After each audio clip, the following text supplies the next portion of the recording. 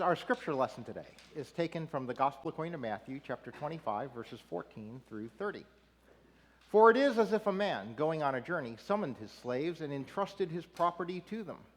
To one he gave 5 talents, to another 2, to another 1, to each according to his ability. Then he went away. The one who had received the 5 talents went off at once and traded with them and made 5 more talents. In the same way, the one who had the 2 talents made 2 more talents. But the one who had received the 1 talent went off and dug a hole in the ground and hid his master's money. After a long time, the master of those slaves came and settled accounts with them.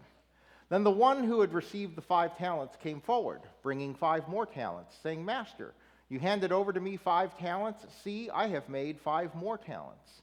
His master said to him, Well done, good and trustworthy slave. You have been trustworthy in a few things. I will put you in charge of many things. Enter into the joy of your master.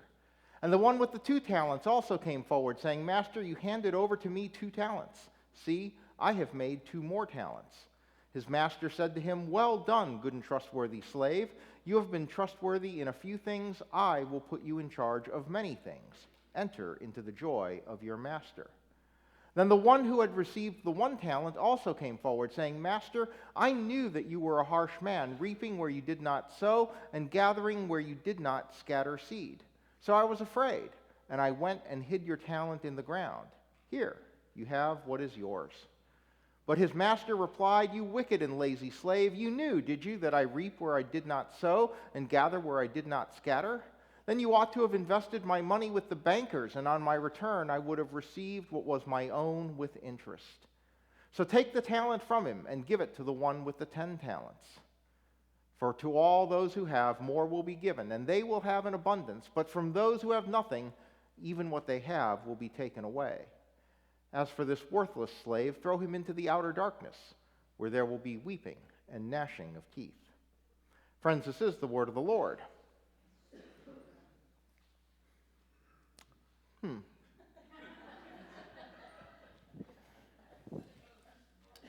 There we go.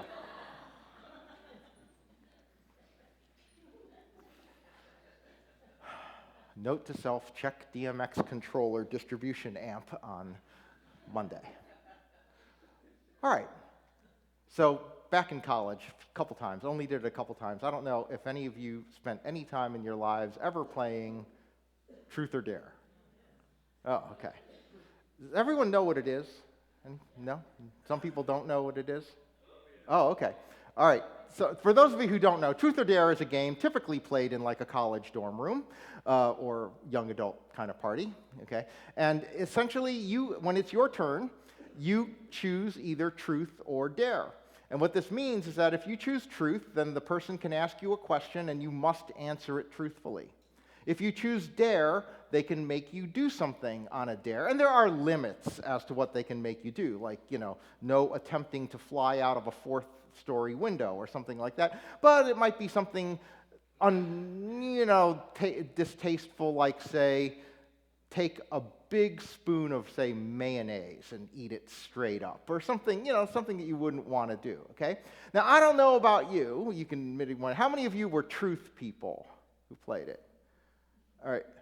I was always a dare person, okay? Because for me, whatever you're going to ask me to do within bounds is better than having me answer a question completely honestly, because I did not know what you were going to ask. So somehow, dare just seemed less risky than truth. And that's what we're going to talk about today, is some of these issues around perceived risk and how we deal with the anxiety that comes with perceived risk. And we're going to begin by looking at this story. Now remember, this, like last week, this is just a story, all right? This is not anything that actually happened. And so this is Jesus telling a story to illustrate a point. And it begins with him saying that there were 3 servants, and he gave 5 talents to one, 2 talents to another, and 1 talent to a third one. Now, these amounts are huge, all right? So we're not sure exactly how much a talent is worth, but roughly speaking, a talent would be somewhere in the vicinity of, say, $1.4 million, okay? And so the one with 5 talents, here's $7 million I'm entrusting you with. Here's $2.8 million I'm entrusting you with. Here's $1.4 million I'm entrusting you with, all right? And this is important because sometimes people hear this story and they go, well, maybe that person who only got one didn't feel like they had enough to do anything with. No, they had enough. There was enough. I mean, as we know, there's a minimum amount that you'd need, right? I mean, for example, if I said, okay, we want you to turn some money into more money, here's $10,000, see what you can do with it. I think you could come up with things to do. But if I sat there and said, here's 50 cents, now turn it into something, you'd be like, how am I going to start with 50 cents, okay? So sometimes people hear this story and they think that the person who only got one talent just didn't have enough. Now, there was enough, okay? So it's whether it's a huge fortune or a slightly less huge fortune. Anyone who wants to give me a talent, you're welcome to do so, okay? All right? And the other thing that's important here is that in the story, the master gives each person an amount according to their ability. All right, so this is what's important, is that these were tailored amounts. They weren't random. They were given according to their ability, and the master knew what their ability was. And this is something we always need to remember, that God knows what you can do more than you even know what you can do, okay? God knows exactly what you're capable of. And so if God calls you to do something, you're able to do it, all right? Now, maybe you're called to work toward it, but you already have what you need to work toward it. For example, if you were the person with 5 talents and you felt that God was calling you to a 10-talent task, then you understand that it's not now, but I have to take my 5 talents, turn it into 10 talents, and then I have what I need in order to be able to do what God wants. So you can work toward it. It may not be immediate. It may be something that you're being guided to work toward, but in so doing, you are moving in a direction toward a goal that God knows you can do, because it simply wouldn't be fair for God to call you to do what you can't do. It wouldn't be fair for God to call you to a task that's beyond your ability. You wouldn't demand that a 6-year-old run a 4-minute mile. All right? It's not fair. You can't ask that of them. And so if it's being asked of you by God, you are able to do it, and you've got the resources to do it, or at least you have enough resources to make the resources to do it. There was a meme on Facebook that went around that I really enjoyed, that it was funny, and they said, and don't forget, God already factored your stupidity in before calling you to do something. And it's like, yes, that's awesome. God factored in the fact that it's going to take me 7 tries to get it right. Okay, so God knows what you can do. God is not going to ask you for more than you can do, but God does ask you for what you can do, all right? God does not want you to do less than what God knows you can. And what happens here in the story is it's not a matter of risk. Notice that what it says is that the person made their money by trading with the talents. Trading is a little bit different than other kinds of investing, all right? Trading is kind of certain. All right, I mean, if I trade, $50 for a pair of shoes, there's certainty there. I know what I'm getting, and I'm trading with it. A good trade always involves knowing the other person. Good trades are win-wins, okay? If I trade something with you, it's because I have something that you value more than I do, and you have something that I value more than you do, and if we exchange them, we both come out ahead. We both come out with something that we value. And so trading is different. This isn't gambling. This isn't risking, in like the sense of, say, it wasn't taking the money and going and buying Twitter stock or something like that. All right? It was a matter of trading, and trading involves making good decisions and understanding other people's needs and things like that. And when you do that, you're able to build up, but in a moral way, in an ethical way, and not in a risky way. And when they do this, they're each given the same praise. Whether it was the person who took 5 and made it 10, or the person who took 2 and made it 4, they were told, well, yes, you are good and you are trustworthy. You're good and you are trustworthy. You did what you could with what you were given. And so you are good and trustworthy. And what really made them trustworthy is that they didn't have to be told what was expected. The person didn't say, here's the money, now double it. They simply knew that what they should do is do what they could with it. All right? They didn't have to be told. And that's something that's important. We don't have to be told that the resources God has given us, the talents God has given us, are things that we should use for the good of God and God's world. All right? We don't have to be told that.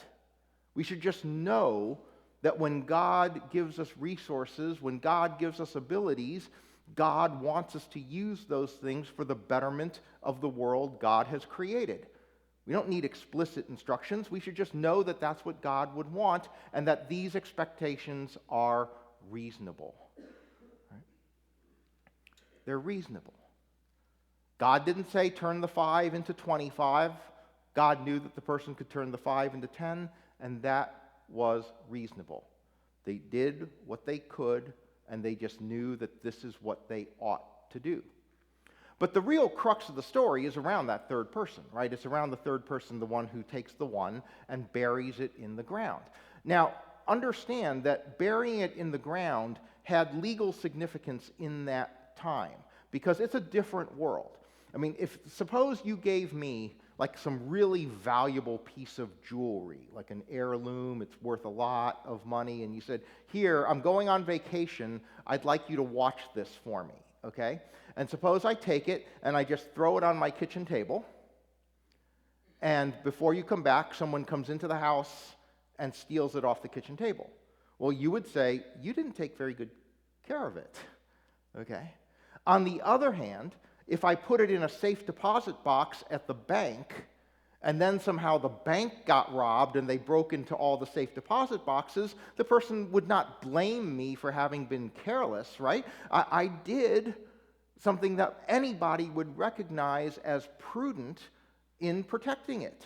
I mean, who's going to guess that the safe deposit box is going to get robbed, all right? In that time, you didn't have safe deposit boxes. The legal equivalent was burying it in the ground. That if you dug a hole in the ground and buried it, you were considered to have done a prudent job of protecting the asset. Right? So that was what they did. So they would take important documents or things like that, they'd put it in a clay jar and bury it in the ground. And that was considered prudent care. So this person did what was prudent. But the problem was that there was no valid reason for him to be so cautious. That wasn't the job. The job wasn't to be cautious. The job was to do what God expected. But the reason why he makes the bad choice is because he has a bad perception of who the master is. I mean, look at what he says here. He says, I knew that you were a harsh man. And by the way, that word harsh doesn't necessarily mean mean. Like it doesn't. All right, it doesn't mean like, oh, I knew that you were going to beat me if I did badly. The word harsh. I love the origins of words. The word harsh in Greek that gets translated there is this word skleros, and it comes into English as sclerotic or sclerosis.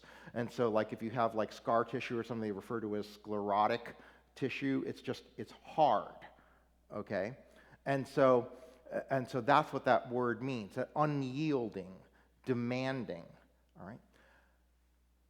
But you hear that phrase, harsh man, and it doesn't really fit with the person's generalizations of that follow. I knew you were a harsh man, reaping where you did not sow and gathering where you did not scatter seed. How is that harsh? Okay? Instead, what it sounds more like is, I think you're selfish. Why should I earn for you? Why should I let you reap where you haven't sown? Why should I let you gather where you didn't plant? Okay? It's as if the person is basically saying, why should I do anything with this money so that you can have the profit from it? You don't deserve it. And that's a problem with perception. That's one of the problems with perception that you have as you're looking ahead to Thanksgiving this week. What's your image of God? What's your image of God? Is your image of God that God is in fact the source of all of the blessings that you have in your life? Is God in fact the one to whom you owe everything that you have? That the talents you have, the resources you have, the loved ones you have, whatever it is that is good in your life is something that you got from God. And so God, in fact, deserves to receive what God expects. And God's expectations of us are not contradictory with regard to God's love for us. I mean, my parents were loving and had high standards and expectations. Right? They go together. They can. There's nothing wrong with having standards and expectations. That's not the opposite of love. They can go together. Parents can love their children and have expectations of them. They can love their children and expect that they will do their chores and study hard and do those kinds of things. But his flawed image of God led to a very flawed reaction. And he says, and because of his flawed image of God, he says, so I was afraid. His fear wasn't justified. There was nothing in the fact that the master reaps where the master didn't sow to cause fear. But in any case, let's just take him at face value and say that he was afraid. That he was afraid of not doing the right thing. So what he did was, he took the money and he buried it in the ground. And this is where the master calls him out on his claim of fear. He says, look, wait a second. If you were afraid, then you should have at least given my money to the bankers, and I would have gotten interest. You did worse than the minimum. You actually did worse than the minimum. The least you could do is give it to the bankers and get interest. And you actually found a way to do worse than that. But you know, fear can do that. When you have fear, when you're afraid, fear can actually make people perform at new lows. Fear can make people perform worse than they perform under any other circumstance. So how do we deal with fear? How do we deal with it? How do we overcome the fear that we may have when we face situations in our lives? I've been listening to a lot. Adam Grant, I quote him a lot. He's one of my favorite authors. He's a professor at Wharton, teaches organizational psychology. And I was recently listening to a book from a few years ago called Originals, where he was talking about the great originals of society. You know, the entrepreneurs who did amazingly unique things and what drove them. And he devoted a lot of time to fear because a lot of people think, I would like to start a business, I would like to launch a product, I would like to write a novel or whatever it is, but then they don't do it because they're afraid. Right? And he said, look, the people still have fear. The guy with 5 talents would still have had fear as he began to trade with them. He said, but you overcome it. He said, look, throughout history, just like the rest of us, great originals have been afraid of failing. They've just been even more afraid of failing to try. Everything brings fear. You ever see those stress scales where they go, let's measure how much stress you're under in life? And they list all these things and they're like, here's, 5 points for this, 8 points for that. And the thing about it is that half the things on the list are good things. Like getting married is like a huge number of points. Surprisingly, more points than being married, but still. It's a huge number of points. Getting a new job, like even getting your dream job, huge number of points, okay? So all these things, even when they're good, they put a lot of stress on people. So Adam was talking about how people deal with fear. And I think the answer applies to the way we can deal with the fear of being called to do something great for God. And he did it this way. He cited an experiment that had been done. So they did an experiment where it involved one of the great fears that people seem to have, which is public speaking. Okay. Like, I think it was Seinfeld who had a joke who said that if you spontaneously ask someone to speak at a funeral, they would rather be a person in the casket. All right. So what they did was they took a group of students and they gave them a surprise speaking assignment. And they said, you have 10 minutes or whatever to prepare to give a talk for 2 minutes or something on some topic, and they weren't ready. And the way they were going to score this was they were going to videotape all of the speeches and then show the videotapes to an independent panel of people who were not present at the event, and they would then rate how well the person did in their talk.